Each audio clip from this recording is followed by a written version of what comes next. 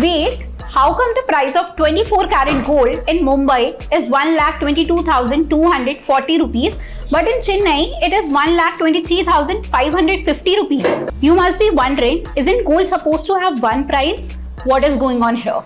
Let us decode this real quick. The base price of gold is the same all over India. It is decided internationally based on the US dollar and global demand.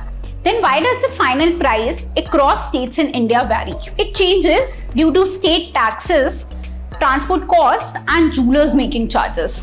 It happens because the gold might travel through different routes, face different local taxes, and land in a store where the jeweler adds their own margin. So even though it's the same gold, what you pay in one city could be slightly more than another. And when you add all of that up, the logistic charges and the margins, the price difference starts to make sense.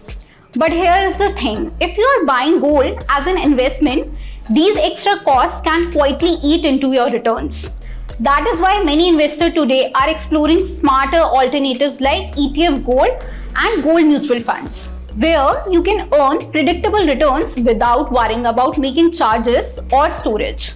You can even set up a SIP in gold mutual funds, making investing systematic, easy, and flexible. Over the last 5 years, leading gold debt mutual funds have delivered strong returns, given an absolute return of 122.51%. These investments let you get exposure to gold and other asset-backed instruments without the hassle of physical gold. And the best part, it is transparent and trackable. Share this with someone who is still buying gold jewelry for investments. Investments in debt securities, municipal debt securities, securitized debt instruments, mutual funds are subject to risks, including delay and/or default in payment.